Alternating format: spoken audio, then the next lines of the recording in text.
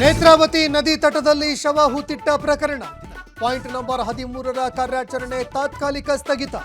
ದೂರುದಾರ ಆಗಮಿಸಿದ ಹಿನ್ನೆಲೆ ಹುಡುಕಾಟಕ್ಕೆ ಬ್ರೇಕ್.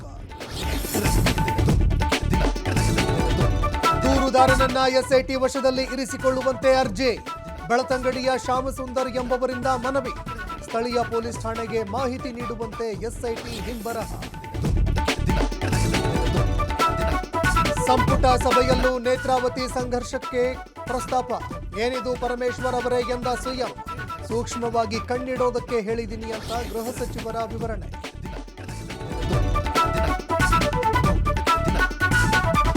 ಕೊಪ್ಪಳ ಜಿಲ್ಲೆಯಾದ್ಯಂತ ಭಾರೀ ಮಳೆ. ಸಂಪೂರ್ಣವಾಗಿ ನೀರಿನಲ್ಲಿ ಮುಳುಗಿದ ದಾಳಿಂಬೆ ಬೆಳೆ. ರೈತರ ಜಮೀನಿನಲ್ಲಿ ನದಿಯಂತೆ ಹರಿತಿದೆ ನೀರು.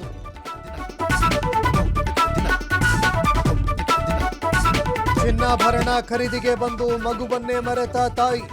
ಅಳುತ್ತಿದ್ದ ಮಗುವನ್ನ ಕರೆದೊಯ್ದು ಸಂತೈಸಿದ ಮಹಿಳೆ. ಹಾಸನದಲ್ಲಿ ಪೊಲೀಸರ ಸಮ್ಮುಖದಲ್ಲಿ ಪ್ರಕರಣ ಸುಟ್ಟಾಂತ್ಯ.